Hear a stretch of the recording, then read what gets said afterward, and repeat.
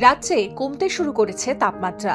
হালকা শীত অনুভূত হলেও এখনই জমিয়ে শীত নয়, এমনটাই জানাচ্ছে আলিপুর আবহাওয়া দপ্তর। বঙ্গোপসাগরে ফের তৈরি হয়েছে নিম্নচাপ, আর তারই দোসর ঘূর্ণাবর্ত। হাওয়া অফিস সূত্রে খবর, পূর্ব মধ্য বঙ্গোপসাগর এবং সংলগ্ন মিয়ানমার উপকূলের উপরে তৈরি হয়েছে নিম্নচাপটি। তবে পশ্চিমবঙ্গে এর কোনো প্রভাব না পড়লেও 4 ও 5 নভেম্বর পূর্ব মেদিনীপুর এবং দক্ষিণ 24 পরগনার উপকূল লাগোয়া এলাকায় হালকা মাঝারি বৃষ্টির সম্ভাবনা রয়েছে।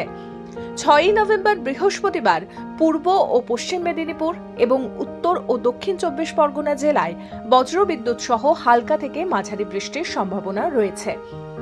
হাওয়া অফিস জানিয়েছে, 5 নভেম্বর বুধবারের মধ্যে রাজ্যে মোট 3 ডিগ্রি পর্যন্ত পারদ পতন হতে পারে।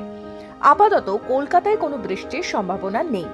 কলকাতায় দিনের তাপমাত্রা 31.4 থেকে কমে 28.2 ডিগ্রি সেলসিয়াস, আর রাতের তাপমাত্রা 24.4 ডিগ্রি সেলসিয়াস থেকে কমে 23.2 ডিগ্রি সেলসিয়াস। পাশাপাশি উত্তরবঙ্গে ঝলমলে আকাশ, বৃষ্টির কোনো পূর্বাভাস নেই।